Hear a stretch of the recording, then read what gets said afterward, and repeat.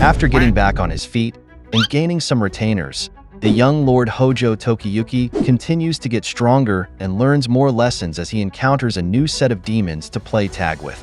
Hello there. These new enemies put him to the test, while his original enemies get stronger as well. So the question is, how will Tokiyuki overcome his challenges with just being elusive? Let's find out. In the next scene, Tokiyuki and his retainers went to a vast frozen lake. Here, Kojiro happily asked him if it wasn't surprising that Lake Suwa was completely frozen, and Ayako added that they could easily play there. As they ran towards the lake, it was explained that 6 months after the fall of the shogunate, Tokiyuki welcomed his first new year since he went into hiding in Suwa. While Tokiyuki and the others were enjoying themselves in their own ways, it was mentioned that the confusion around the country was in a temporary state of calm, although small-scale conflicts continued. Of course, they said, Suwa wouldn't remain peaceful forever.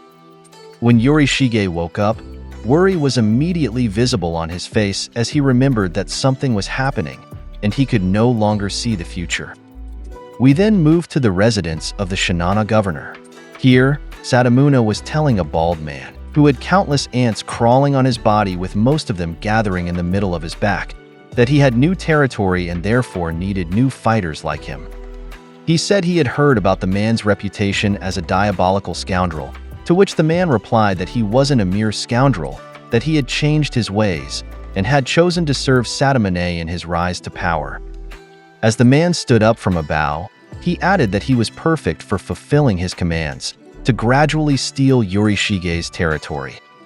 He fully stood up and, while leaving the room, said with a grin that stealing is what he lived for. Ichikawa then asked if that man could be trusted, as he seemed more like a thief than a warrior. Sadamune replied that he still needed strong fighters, and while thinking about Ginba and Tokiyuki, or as he knew him, Kojimaru, he added that if he followed the warrior's code, he wouldn't survive in those violent times. We returned to Yorishige's territory, where several of his men were meeting to discuss how to protect their land.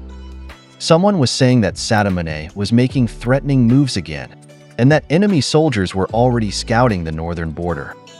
Moritaka said they should send investigators there, but someone objected, saying that enemies were also threatening the western border, so they had already sent their best scouts there, which angered Moritaka. While this was happening, Tokiyuki and his retainers were watching from the sidelines. Afterwards, it was explained that the imperial court had given Sadamune the former territory of the Hojo, making it possible to attack Yorishige from the north and west in a pincer attack. As some of Yorishige's subordinates continued planning how to solve their current problem, he thought to himself that no one knew this, but sometimes his ability to see the future suddenly disappears.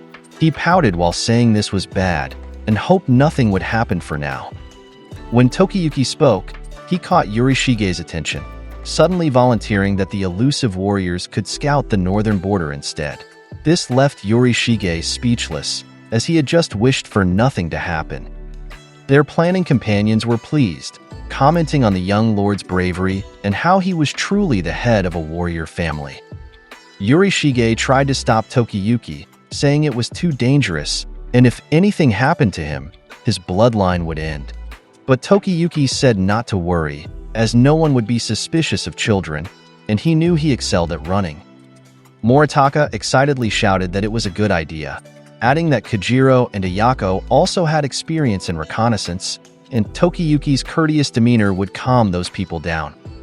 He urged Yorishige to let the elusive warriors go, but hesitation was visible on Yorishige's face.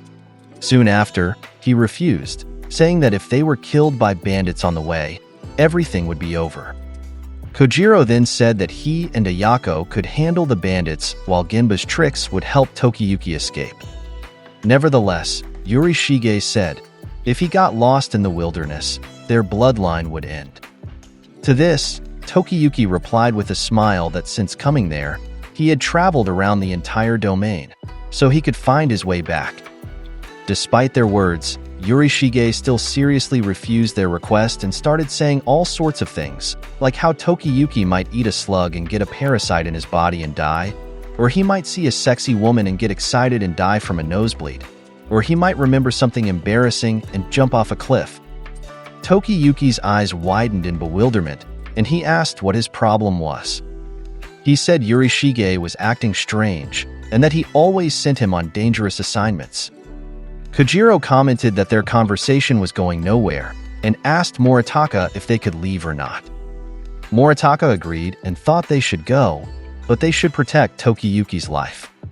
Soon after, Tokiyuki and his retainers started moving.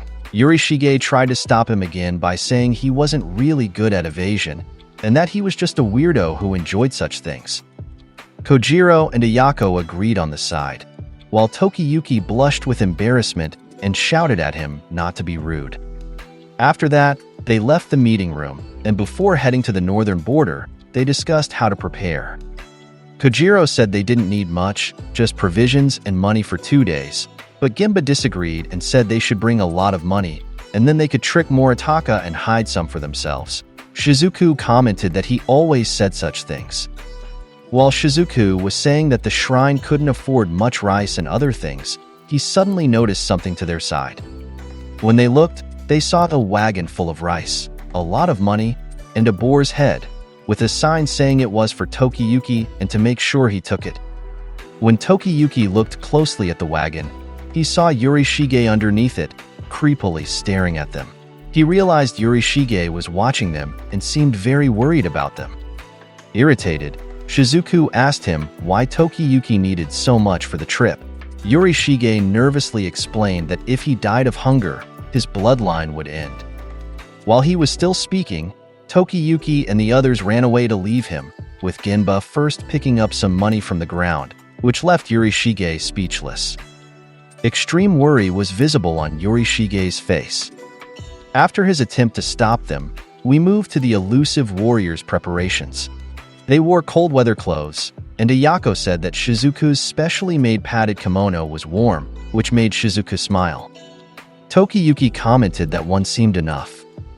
As they were about to leave, Kojiro pointed out that they should only bring their swords, as it would arouse less suspicion and make it easier for them to escape. When they left the room, they suddenly saw a lot of items again, like newly made clothes, a portable fire beacon, charcoal, and many other things, with a sign saying it was for Tokiyuki and to make sure he took it. Tokiyuki was surprised when he sensed a presence beside him, and when he turned, it was Yorishige again, continuing to watch over him. The intensity of his stare made Tokiyuki comment that he was staring at them like a bored owner of a curry restaurant. Tokiyuki angrily shouted that Yorishige was really acting strange, and Yorishige, while putting a wool garment on him, said no, but if he died from extreme cold or encountered millions of enemies, his bloodline would end.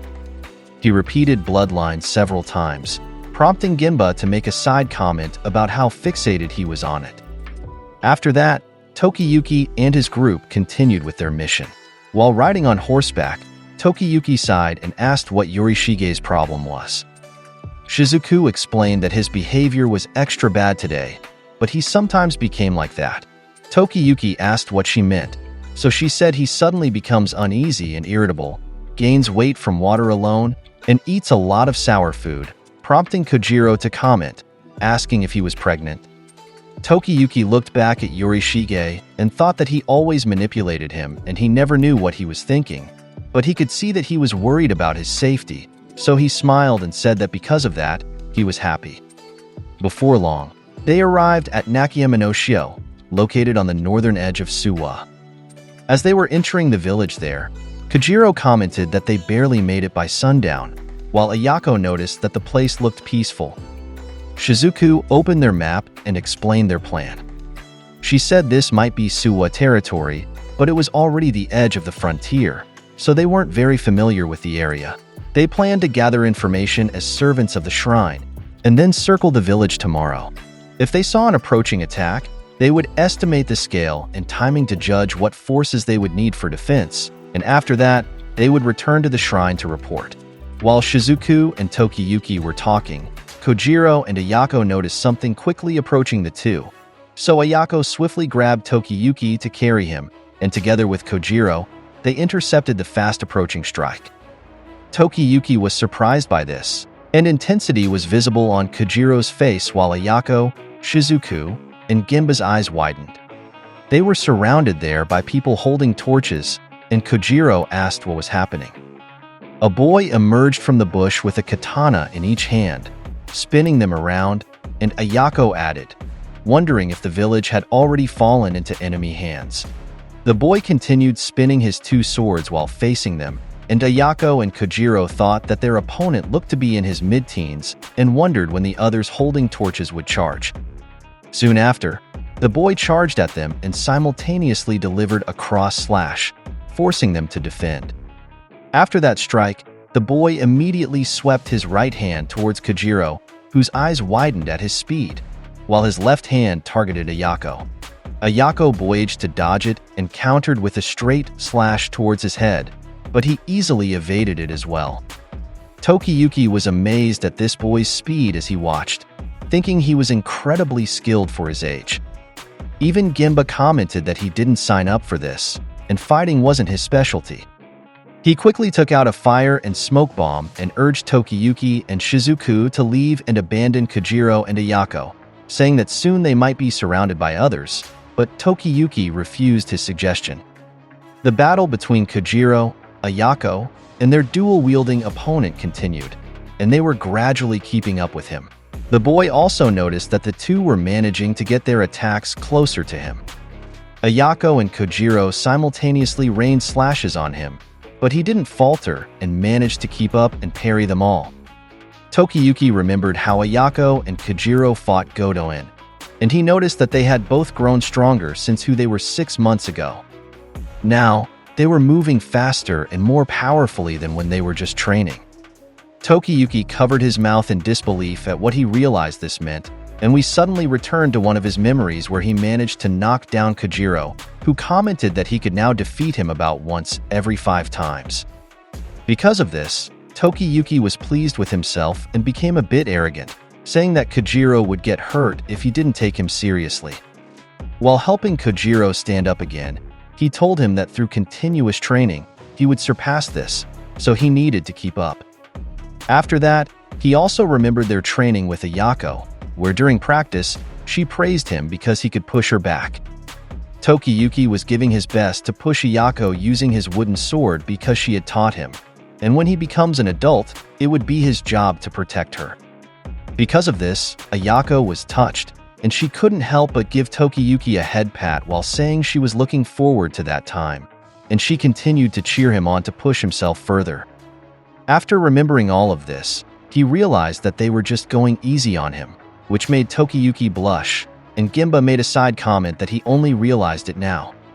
While Kojiro and Ayako continued to charge at their opponent, he remembered what Yorishige had told them, that Tokiyuki's power to escape wasn't absolute. He was peaceful at heart, which breeds in caution, and there were many attacks he couldn't evade. Like veteran warriors with lots of experience, unusual warriors with strange abilities, and warriors who crossed the bounds of humanity. If they faced such monsters, even Tokiyuki would have a chance of not escaping, so the two of them needed to keep their senses sharp and continue to grow as samurai to protect their lord against any enemy. In Tokiyuki's mind, he marveled at how those two retainers of his were valiant, loyal, and hardy, so he respected them and envied their abilities. The boy fighting the two smiled while keeping pace, and while this was happening, Tokiyuki added that someday, he hoped to fight with such boldness. Suddenly, the boy's attention turned to Shizuku, and he abruptly retreated, surprising Kojiro and Ayako. The boy stopped charging and asked if that was Shizuku he saw, so they all turned to look at Shizuku. The boy asked if he had forgotten him, and said she had fed him before, which Shizuku then remembered and called the boy by the name Fubuki. After learning this information, Fubuki immediately knelt and apologized to all of them for his insolence, saying he didn't believe they were from Suwa Grand Shrine. He also pointed out that Ayako and Kojiro looked like beasts, so he thought they were scouts in disguise, while we're shown the two with boar-like facial features, looking very angry. Here, Fubuki introduced himself to them and explained that he was traveling around that land looking for a lord to serve. Ayako asked, dumbfounded, if he wasn't a villager from that area, to which he replied that he had come there 3 days ago to ask for food, but the village was under attack by a small group carrying Sodomoy's standard, so he helped them.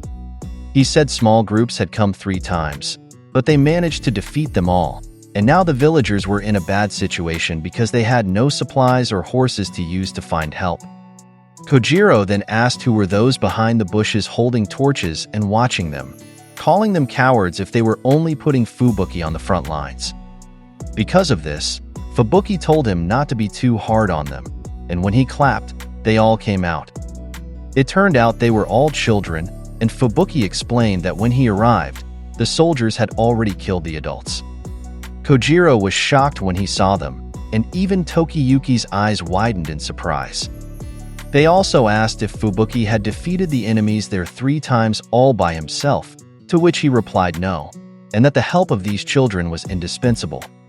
He said they distracted the enemy using torches and led the attackers into pitfalls using the bodies and swords of fallen enemies. They also manipulated decoys, set up crossbow traps, and even the smallest children there learned to do many things. Then he explained that he was gathering knowledge and honing his skills, and was also looking for a strong lord who could use him. While being handed water by one of the little girls he had saved, he added that perhaps he was more suited to evaluating and cultivating the skills of others. If only he could find a lord who was in need of instruction. Tokiyuki's face lit up when he heard this, prompting Shizuku to comment that he seemed to be reaching out to take Fubuki as a retainer. He wanted him so much. While observing the surroundings, Tokiyuki thought to himself that these children, who had just lost their parents, had the eyes of determined fighters, and in just 3 days, Fubuki had roused them to action and taught them a force capable of defending their village. Because of this, he decided he needed Fubuki's instructions to help him reclaim the shogunate, and he could also secretly teach him swordsmanship so Kojiro and Ayako would look at him with admiration.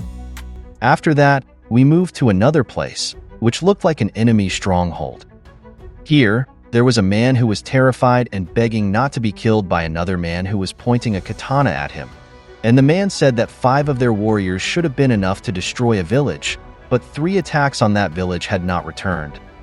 Soon after, this man beheaded the terrified man, stuck his head on his katana, and turned it into a sort of blood fountain. It turns out this seems to be the bald man with countless ants on his body who Satomune was talking to earlier, and as the blood of the man he killed dripped on him, he said that if looting villages as bandits wasn't going to get them any alcohol, then they'd return to battle as warriors. In the next scene, we see Fubuki eating, and Tokiyuki asks him if that small frontier village is Suwa's biggest weakness. Kojiro says he hasn't heard of it before, and Fubuki asks if he hasn't noticed it. Its population is small, but it's difficult to attack because of its terrain. It would only take 100 soldiers to turn it into an impregnable fortress. If Satomune captures it, he'll gain a huge advantage in attacking, and Fubuki demonstrates how this would happen using chopsticks and rice. He says they could use a pincer attack to assault the fertile major settlement of Asadano Sho. Tokiyuki looks troubled by this, and Fubuki adds that in military strategy, this attack is called a 2-pronged attack, and if it happens, Suwa will lose a lot of land. He also says that the person in charge of Satomune's invasion must be familiar with this technique. For him, protecting that village and bringing out its strategic value could yield a great reward. We also see Fubuki continuing to eat, even asking for extra rice. Kojiro tells him he's eating too much, and Jimba stops him from putting rice on the map. The young girl says he's eaten all the food in 3 days. Fubuki replies that because of this, they can't stay in the village much longer. Shizuku responds that Fubuki is apparently the threat to the village, and Tokiyuki adds that he's good at strategy but not at rationing food. Fubuki says it's because of the cold weather, and no matter what he eats, it doesn't warm him up. Shizuku mentions that, come to think of it, Fubuki was like this when she met him last year. When she went to the eastern Shinano province to help with the Shinto ritual, Fubuki apparently entered the offering container and ate everything. She made up an excuse that a bear ate it, but stated that their local god wept from hunger. Fubuki apologizes and explains that he can't control his stomach or requests from children. Tokiyuki thinks that he's a calm and collected strategist, but he falls short in other areas. Besides, a normal strategist would choose the winning side rather than a village full of just children. Shizuku calls Tokiyuki and tells him that she thinks Yurishige is so worried about him because he can't see a safe future for the young lord. She adds that the village is important, but so is his life, so she's advising him to leave with the children for Suwa where it's safe. Tokiyuki thinks, and when he glimpses the children, memories of what happened to his town return. So he tells Shizuku they won't leave because he prefers to protect the village. The children's parents still need to be buried, and funerals need to be held, he says. Losing parents and homes is already too much, and he wants the children to stay there until they recover. We see the reaction of Tokiyuki's followers, and Shizuku says his wish will be followed. She tells Ayako to help her gather warriors from other villages, while she orders Jinba to return to Suwa to ask for backup, and he's overjoyed because he won't have to fight and die. While they're planning, Tokiyuki calls Fubuki and asks if they can talk outside. We move to another place where we see soldiers preparing for battle. We see the man who was talking to Sadamuna earlier, and he says the imperial court doesn't have the strength to guard the frontier at that time. So Sadamuna ordered them to gradually occupy Suwa's territory. He says he planned a pincer attack, and they've already occupied several settlements on the way to Nakayamano's show. His subordinate asks if Sadamuna won't be angry that they've killed so much villagers. The man replies not to worry, as it's Sadamuna's fault for expecting morality from former rogues like them. He mentions the words Namu Amida Butsu while spitting on a corpse, and he adds that just one prayer to Buddha will forgive their sins. The subordinate is delighted and says, "Buddha's the best." The bald man says they should leave because sending small groups was a mistake. They'll attack Nakayamano's show with their full force. In the next scene, we see Tokiyuki and Fubuki practicing. Fubuki says he sees that the young lord's evasion skills are miraculous, and he tells him to attack. Tokiyuki attacks, and Fubuki says he noticed that the young lord doesn't know how to attack properly, which is why he wants to be taught basic sword techniques by him. Tokiyuki is impressed because Fubuki learned all this while eating, and he says it hurts. He adds that Fubuki is a great teacher. The strategy session earlier was easy to understand, and he knows a lot about swordsmanship. Tokiyuki pleads with Fubuki, saying he wants to learn how to protect others. Fubuki ponders and asks Tokiyuki if his name is Chojumaru and if he's Shizuka's older brother. The young lord replies that it's just a nickname. Fubuki also mentions that the other retainers admire Tokiyuki and are loyal to him, so he must be of high birth. Tokiyuki says that's not true, and that his parents were Suwa warriors but died in a fire. He says he has no family left, so the shrine adopted him. Fubuki is surprised that Tokiyuki is an orphan and thinks that perhaps his concern for the children comes from a similar experience. His only skill is escaping, but his surprising warmth in these violent times could become a great weapon. He tells Tokiyuki that there's a secret sword technique that might suit him. The young lord is pleased to hear this, and Fubuki replies that he didn't think anyone would intentionally master it, but Tokiyuki might do just that. He believes it's the kindest and most merciful, yet cruelest sword art.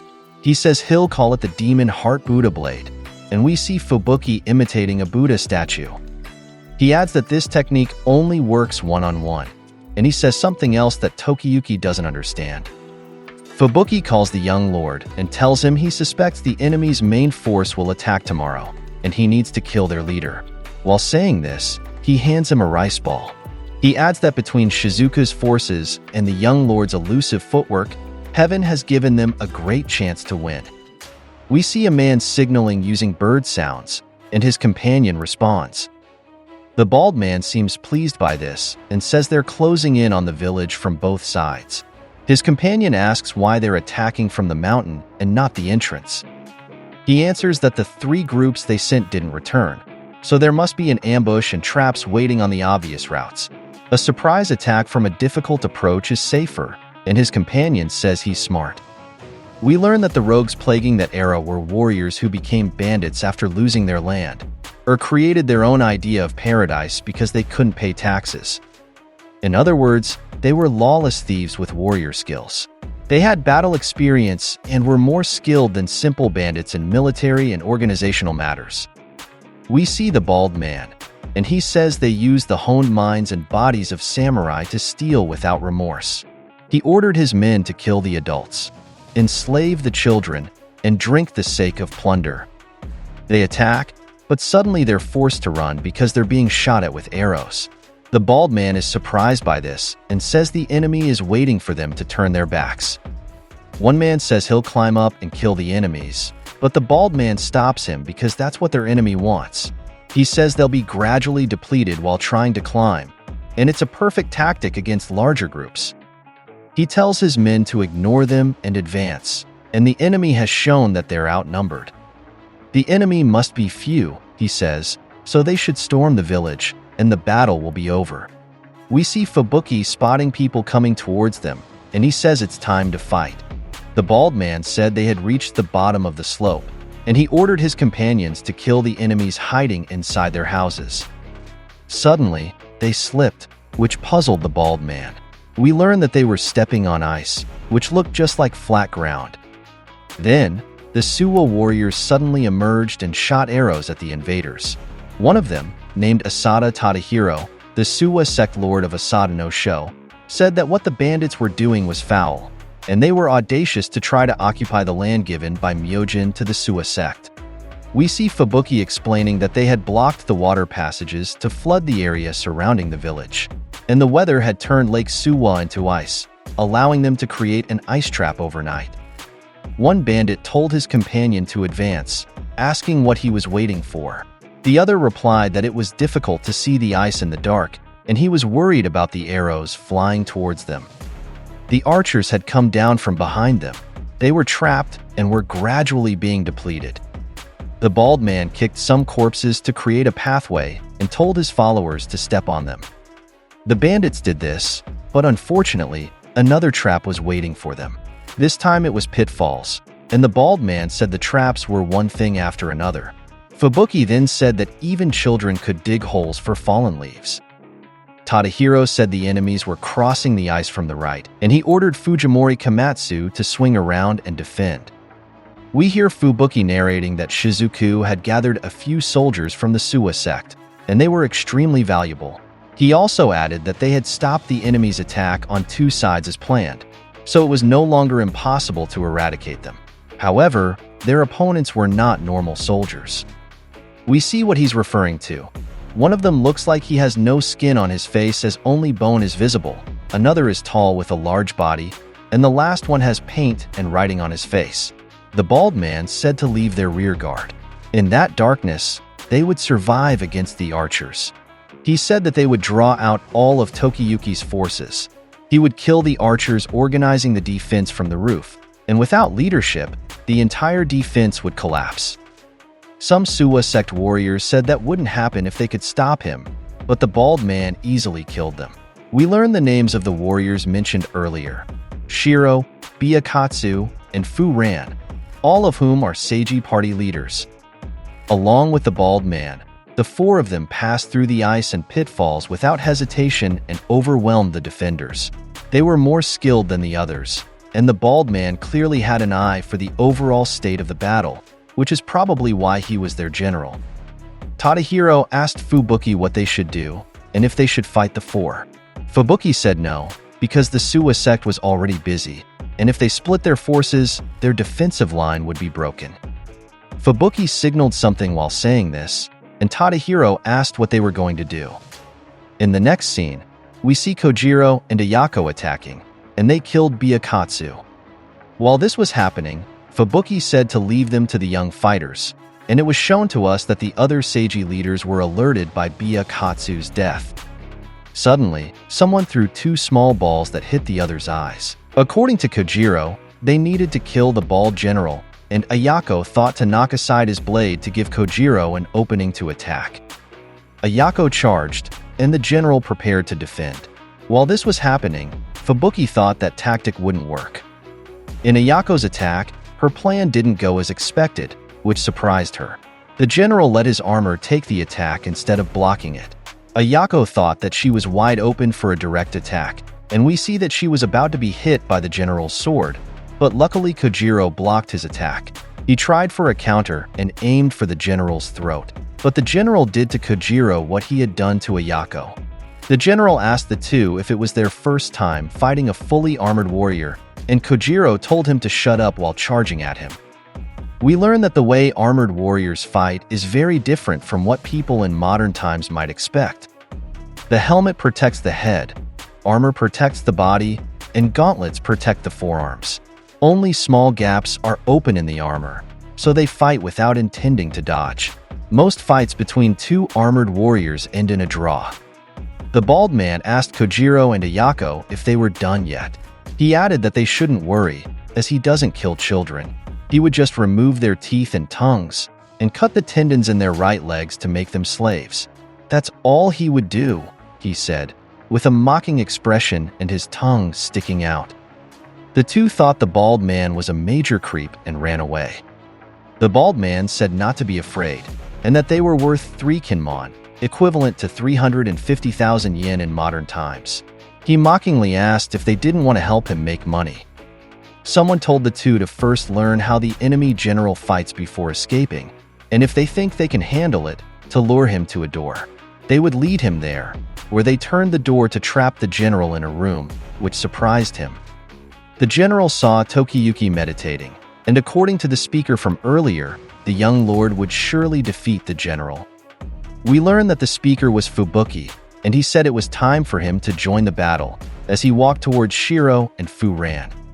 He added that this would be fun, and he also asked the two who wanted to die first, to which neither of them answered him. In the next scene, we see Ayako closing the spinning door they used to trap the general, and Kojiro tells Tokiyuki that they're leaving and he shouldn't die in there. He thanks them, and as they run away, Ayako asks Kojiro if the young lord will be okay, and if they should fight alongside him. Kojiro replies that they can't afford to have 3 people fighting one person. Besides, according to Fubuki's plan, Tokiyuki can defeat the bald general.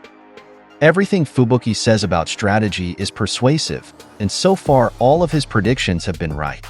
He's good at teaching and is an excellent swordsman. Fubuki is said to be a person with a wealth of talent. Let's return to Tokiyuki, where the bald general is observing the young lord.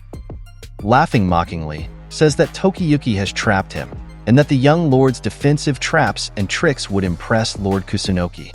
He also says that the young lord is worth 2 kinmon, and asks if he plans to fight him alone. Tokiyuki is annoyed that he's only worth 2 kinmon in the eyes of the bald man, who says that the young lord's quality is higher than Ayako and Kojiro's, so he could sell him at that price. However, he quickly retracts the price, saying he could sell him for 3 kinmon, 150,000 yen, if he learns any art. Because of this, he asks himself what he could teach Tokiyuki cheaply and quickly. Tokiyuki thinks that they've trapped the bald man, but he doesn't care, and all he's thinking about is the young lord's value.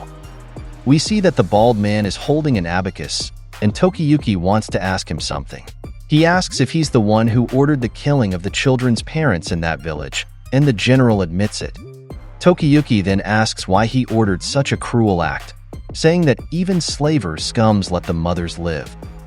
The general says it's a good question, and raises his value to 4 kinmon. He says it feels good when they kill parents, and it's satisfying when they sell their children. According to the general, he thinks about these things while getting drunk on the money earned from selling children, and his heart gradually fills with blissful intoxication. Understood. Tokiyuki replies, and says he can kill him without a second thought because he's utter scum. He says they should fight, and the winner will own the loser's future, as that's what the general wants. The general says the young lord is brave, and asks for his name. The young lord introduces himself as Chojomaru of the Suwa Grand Shrine.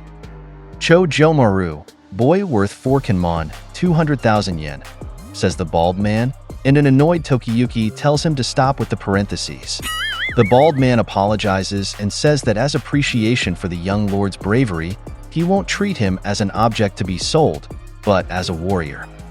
Tokiyuki asks for his name, and he says he's had many names, one of which is Shokin, as he draws his sword. He adds that the sake he'll buy from selling Tokiyuki will surely be exceptional. The young lord will play Nambokacho tag again, and his opponent is the demon of disbelief, Shokin the heretic. We return to Fubuki fighting the two party leaders, and one says Fubuki is nothing. Shiro says he can kill him solo, then look for Shokin. We see Fubuki choosing who to attack, and he selects Fu-Ran. Suddenly, Ayako and Kojiro appear, attacking Shiro. Kojiro says that attack doesn't work twice, and Shiro asks them where Shokin is. Kojiro replies that he cried like a baby when their soldiers surrounded him, and he can look for him if he defeats them, but he won't win. Shiro gets angry at this response and attacks the two. He says they're pretending to be adults, but they're no match for him, so they should just die. Fu-Ran laughs at the two, saying they're done, because Shiro is the strongest in the Seiji party. At that moment, he hears something behind him, and it's Fubuki. He asks where he's going, and if he's running away. He even calls him a coward while laughing. Fubuki says he's not running away, but he noticed something when they were fighting earlier. It seems Fu-Ran doesn't want others to know something, so he brought him there. Confused, Fu-Ran asks what he's talking about, and Fubuki counters by asking if he's the strongest, which stuns him. We learn that what's written on Fu-Ran's forehead is the kanji for Buddha, which is used to phonetically represent the country of France. We hear sword sounds from a house, and inside, Tokiyuki and Shokin are fighting, with Shokin praising the young lord's quick movements. He also asks if he can guess the young lord's strategy. He says it's cramped there, so Tokiyuki wants to get his sword stuck in the wall, but that won't work because bandits are used to fighting inside the houses they occupy, so it's his specialty. He says all he needs to do is fight with his short sword, and because of his armor, he's not afraid of the young lord's attacks. He adds that Tokiyuki has nowhere to run, and his ignorance is showing, so he's trapped himself. In a flashback, we see Fubuki telling Tokiyuki that if he thinks he can't win, he should just knock over the candles and escape through the ceiling, since it's low enough. He adds that hopefully the fire will kill Shokin, but that's the last option, and the best way is still to kill him in normal combat. Tokiyuki asks if he can do it, saying he's trying too hard to swing strongly, and he can't swing properly. Fubuki replies that he doesn't understand how to use a sword. The young lord's weapon is his kindness. He says Tokiyuki is better at escaping than fighting, pulling than pushing, and defending than attacking, all because of his kindness. He adds that kindness is perfect for killing, and he has him do the stance he taught him.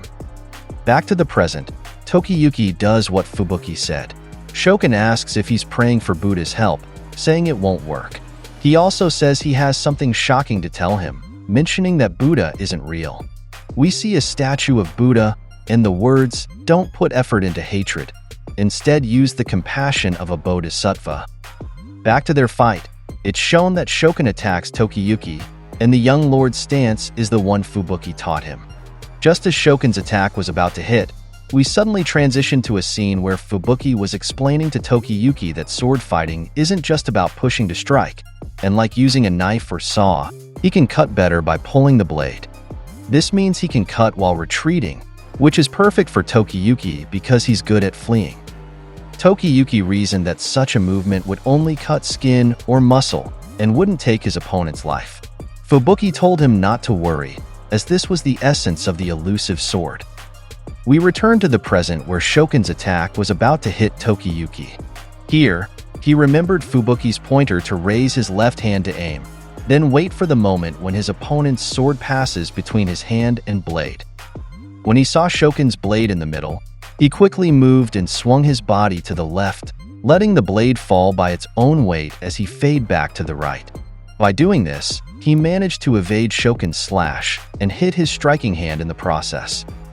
Tokiyuki moved away from Shokin, who looked at his cut hand and tried to cover it. When he removed his hand, it continued bleeding, and he commented that Tokiyuki had targeted the forearm. He explained that this part was a difficult target, usually unguarded as armor restricts its movement. As his blood continued to flow, he added that while Tokiyuki knew the weakness of an armored warrior, it wasn't a big problem because he'd need to receive countless such wounds to lose consciousness. Tokiyuki seemed to notice something as Shokin asked if he could last long against him. The entire room seemed to be closing in on Tokiyuki, who appeared to be trembling in fear as Shokin said that in this cramped room, he would slowly corner him, slay him, and then dress his wound at his leisure. When Shokin thought Tokiyuki was terrified by his words, Tokiyuki raised his head with eyes seemingly glowing with joy and panting heavily. This gave Shokin chills, and he wondered why he suddenly felt this terror. On the other hand, let's return to Ayako and Kojiro's confrontation with Shiro, where the two seem to be struggling to match him. In Kojiro's mind, he comments that he can't get close because of Shiro's polearm. As Shiro continues to attack, he arrogantly says that they are weak, small, and inexperienced. He swings his pole sword, forcing Ayako to defend, but he tricks her with a fake attack and manages to thrust at her right arm. Afterwards, Shiro says that they will both die here, and it's too bad because in 10 years, Kojiro and Ayako might have become full-fledged fighters and enjoyed the pleasure that comes with it. The pleasure of using brute force against the weak, the pleasure of stealing, the pleasure of violence. That's what his boss taught him when he took him in. He points out that their boss, Suwa Yurishige, acts like a saint, so he couldn't do that. Kojiro counters that Yurishige is no longer their lord, to which Shiro asks if that's really true, and says it doesn't matter because he's incompetent, and instead of teaching them pleasure, he sent them to die in this shabby village. Something seems to tick off Kojiro and Ayako when they hear this, and an indescribable emotion is visible in their eyes. Shiro taunts them further, asking why they can't speak, implying he's right. Kojiro scratches his head and smilingly says yes, he's right, and their lord is soft-hearted, naive, and prone to running away. Suddenly, a dart hits Shiro's shoulder, coming from a tree. Looking there, he sees it was Shizuku who did it. Shizuku adds to Kojiro's words, saying that while Shiro and his ilk target the weak, their lord instructed them to protect those people, so he's a true warrior.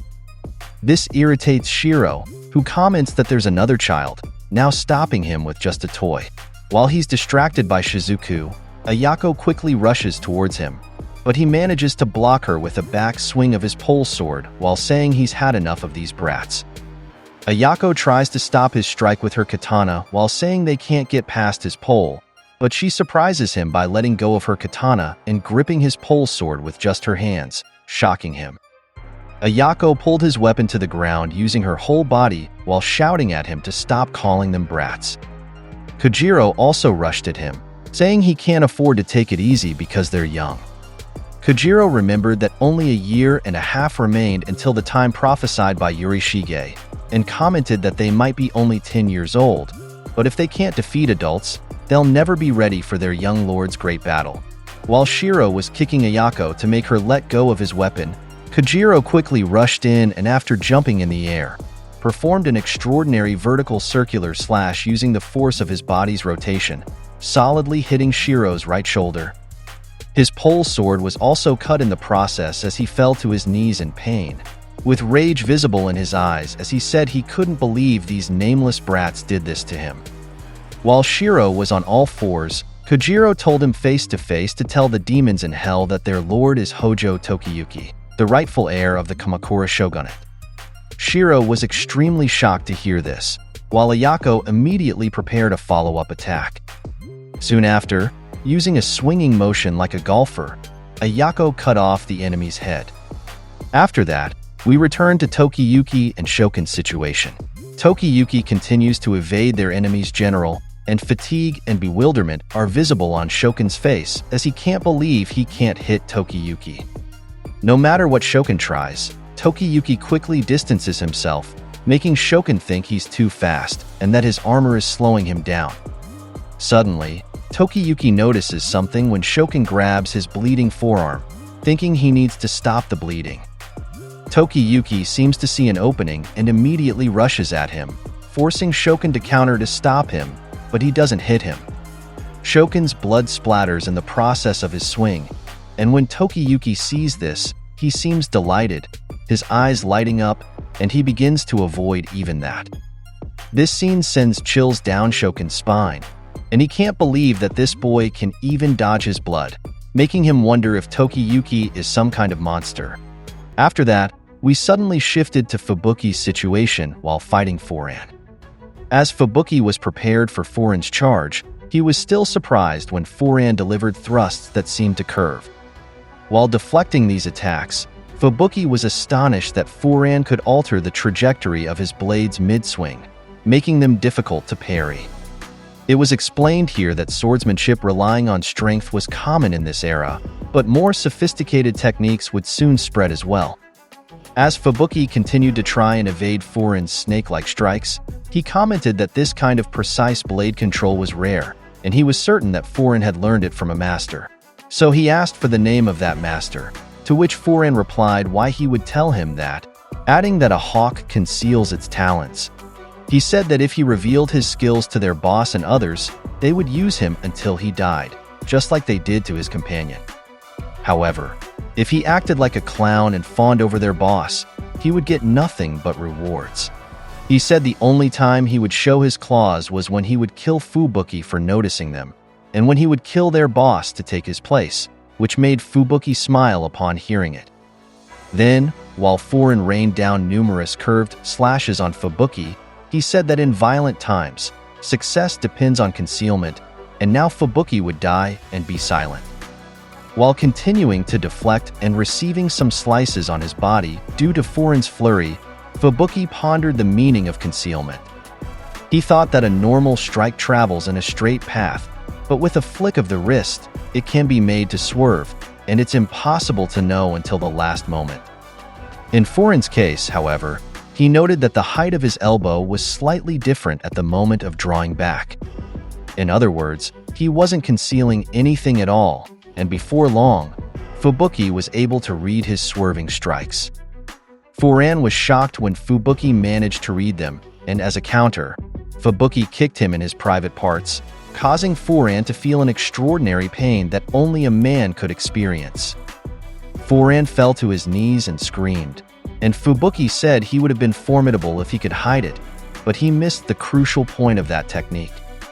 Foran still tried to attack despite the pain he was feeling, but Fubuki easily stopped him, commenting that he wasn't hiding anything remarkable, so he was disappointed in him. Fubuki knocked Foran's sword to the ground using a parrying move with two swords, and followed up with a solid kick to his face, which knocked out some of Foran's teeth. Foran was sent flying by Fubuki's attack, and he fearfully thought to himself that Fubuki had combined the two blade style and combat techniques at even closer quarters, and that this kid was hiding untold talent. Fubuki then explained that discovering the strategic value of that village and the tactical value of its inhabitants was like finding hidden jewels whose brilliance warmed his cold heart, and he pointed out in his mind that he was drawn to Tokiyuki because he was hiding immense potential. While explaining, Foran suddenly charged at him again, ready to attack with a straight slash, but Fubuki easily evaded it by stepping back slightly, and because of that, he caught Foran's entire arm in his hands and countered with two blades at his neck, commenting that yes, they were done here. He slashed Foran's neck in a cross pattern, causing blood to spurt everywhere. Afterwards, he wondered if his Lord Kujimaru was also finishing up. We then returned to Tokiyuki and Shokun's situation, where we see Tokiyuki gleefully wearing down the gradually weakening Shokun due to his blood loss. Tokiyuki seemed to be toying with the enemy general while he continued to dodge, causing Shokun to think about the despair he was feeling, and that he would die there from blood loss before he could kill this kid. He thought there was nothing more he could do, and he was losing consciousness, and now his life was ending. Before he completely lost consciousness, we suddenly flashed back to the past, where Shokun was angry at his father because he told him he wouldn't inherit any land. So he angrily asked what he meant by that. His father apologized to him and explained that previous generations had divided the land among their sons until only a small plot remained.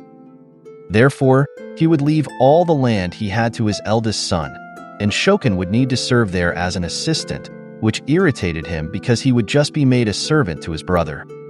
He vented his anger on a large boulder, and while attacking it with his katana, He shouted that he had studied military arts and strategy to protect his own territory, and he cried in anger, saying that a warrior without land is not a warrior. As he continued to lose consciousness, he kept remembering his experiences, and here he thought that if he wanted his own domain, he would have to steal it. He said that from that point on, he dwelled in darkness. He added that at some point, stealing became a pleasure for him. To ensure his despair, he sold children into the same hopeless darkness. He was pursued everywhere, so he tried to reverse his fortune through war, but he lost and rose no higher. At some point, one of his comrades commented that he was always in darkness, and he should flee far away where his pursuers couldn't follow, and there must be a place in the light somewhere. In Shokun's mind, he told his interlocutor not to lie to him, and he called him Kusunoki, saying there was no light anywhere. However, as he was losing consciousness in the present, he seemed to be seeing a speck of light gradually growing larger, so he wondered what it was and what was shining before him. As he stared at Tokiyuki, he saw him gleefully dodging every drop of his blood. Shokun seemed to be enlightened as he stared intently, and here he decided to drop his katana and admit he couldn't win. He thought that any boy wearing such a pure smile in that hellish world was not a mere mortal, and even he was being smiled at, so he clasped his hands as if praying. The brightness of Tokiyuki's smile made him think that perhaps he was a Buddha. Before long, Shokun finally collapsed in a praying position, and he completely lost consciousness due to blood loss while his eyes remained open. And when Tokiyuki saw this, his joy seemed to disappear. Afterwards, while Tokiyuki remembers his dodging of Shokun, it was said here, "What you choose to begin with a merciful blade may terminate in what is a vision of hell." While adding, "What vanquishes the demons in turbulent times is Demon Heart Buddha Blade, sacred or wicked." Tokiyuki's retainers entered the room, and they were overjoyed to see him alive and victorious in his fight against Shokun. When Kojiro and the others saw the fallen Shokun, they were impressed with their lord, as even the two of them with a Yako couldn't defeat him. Tokiyuki mentioned this was due to the skill Fubuki taught him. Kojiro agreed and noticed that Tokiyuki had slashed Shokun's forearm and then just ran around. Ayako cheerfully cheered, saying hooray for the cowardly sword, which irritated Tokiyuki, who told her not to call it that. After that, the battle continued outside the house. Fubuki explained that if they spread the news among the enemies that their leader had died, the bandits would start to leave, bringing them closer to victory. However, they heard noise from outside, and when Kojiro and Ayako looked, they saw a multitude of enemy soldiers destroying the walls surrounding the village.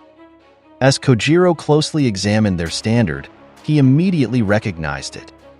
It turned out that Sadamuna himself had arrived, accompanied by Ichikawa and numerous soldiers. When Sadamuna saw Tokiyuki, he angrily shouted that the young man was here again and immediately tried to shoot him with an arrow, but Tokiyuki easily dodged it. Kojiro also shouted, mimicking what he said, that he was here again, while Ayako angrily stated that they were the ones invading other people's territories. Sadamuna silenced them, reasoning that this was a world of war. Suddenly, Shizuku, who was still atop a tree, commented that she wanted to watch a snake swallow his eyes whole, causing both Tokiyuki and Sadamuna to fall silent at her brutality. Fubuki showed concern about the situation at their front entrance and mentally commented on Sadamuna's excellent understanding of the battle's essence. He explained that their allies were busy dealing with the bandits, so they couldn't win this way. However, he added, there were no bandits to the south, so they would regroup their forces and escape in that direction. While Fubuki was thinking of a plan, he noticed something in the southern part of the village, assuming it was enemy forces charging from there, which worried him.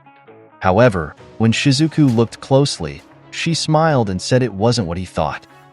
Suddenly, explosions in the sky caught Ichikawa's attention, reminding him of something. It turned out to be Yorishige, accompanied by a multitude of soldiers as reinforcements, and Genba was also there, seeming to be the reason for their arrival. Ayako's face showed joy when they saw their reinforcements from the Suwa Grand Shrine, saying it was perfect timing, while Sadamuna became nervous. He quickly told Ichikawa that they needed to retreat and that he would call back Shokun's men who were still fighting, but Ichikawa tried to object. Sadamuna pointed out that they weren't prepared to confront the main force of Suwa. Some of Sadamuna's men started to run away, so Kojiro tried to stop them. Sadamuna noticed something in a house and saw that its interior was full of blood, wondering why there would be blood inside while the battle was outside. Moritaka informed Yorishige that Sadamuna's force was retreating, to which Yorishige ordered them to chase them to the border. He also ordered Takitsugu to bring the bandits in that area, introducing Takitsugu to us as Yorishige's son, who respectfully complied. When Yorishige saw Tokiyuki, he quickly dismounted his horse and ran towards him. He hugged him tightly, surprising Tokiyuki, and began to cry while saying he was happy Tokiyuki was unharmed. Tokiyuki's eyes widened, and he agreed. Yorishige's hug gradually tightened, causing Tokiyuki to point out that it was starting to hurt. Meanwhile, Gimba was telling Kojiro and the others to be thankful that he rode his horse so quickly to get there, and he almost died from a nosebleed when he saw a sexy woman heading there. This made Kojiro shout angrily, asking if that could really kill him. Yorishige and Fubuki exchanged glances, so Tokiyuki introduced Fubuki to him and explained that Fubuki was the reason they were alive, requesting that the shrine show him special consideration. If that's the case, Yorishige said, a reward was in order, and he hugged both of them. Tokiyuki added that he also wanted Fubuki to become his retainer, which Yorishige thought was a good idea. However, Fubuki said to wait a moment, stating that being friends was fine, but becoming a retainer was a different matter. While showing a rice ball, he explained that he only served a lord who wanted to rule the land, but if he met Yorishige, that would be fine. Yorishige then began to whisper that the child he was hugging was the true ruler. At this point, Tokiyuki introduced his real name to Fubuki and explained that he was the last surviving child of the regent of the Kamakura shogunate, Hojo Takatoki, and that he wanted to rule the land.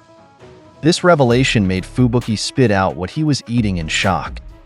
Tokiyuki apologized for not telling him earlier, saying he only agreed to reveal his true identity after speaking with Yorishige. Fubuki was extremely shocked by this, thinking that while he suspected Tokiyuki was hiding a big secret, he didn't expect it to be this significant. He pointed out in his mind that a kind-hearted and fleet-footed commoner was one thing, but if he was truly part of the Hojo line, those characteristics could become formidable weapons, and how intense this was. Fubuki then knelt down and said he eats a lot of millet, so he hoped that wouldn't be a problem, and began to address Tokiyuki as my lord. Tokiyuki smiled at this, also kneeling down and wholeheartedly accepting Fubuki as his retainer. Meanwhile, Fubuki thought to himself that he would step onto the world stage and bring out the full potential of this prince. Shizuku pointed out that at the shrine, he could eat rice instead of millet, which Fubuki couldn't believe, drooling as he said it sounded like paradise. This made Kojiro comment that he couldn't tell if Fubuki was intelligent or stupid. While this was happening, on the other side, Shokun's eyes suddenly moved as his men were carrying him. Ichikawa and the others commented that he was still alive, with Sadamuna saying how lucky he was, as another minute and he would have been completely dead. Weakly, Shokin asked why they came, to which Sadamuna explained that he had received information that Shokin was wasting time pillaging, so he was sure Suwa would interfere. Irritated, Sadamuna asked who told him to kill the villagers, stating that land without anyone to work it wouldn't provide tax revenue.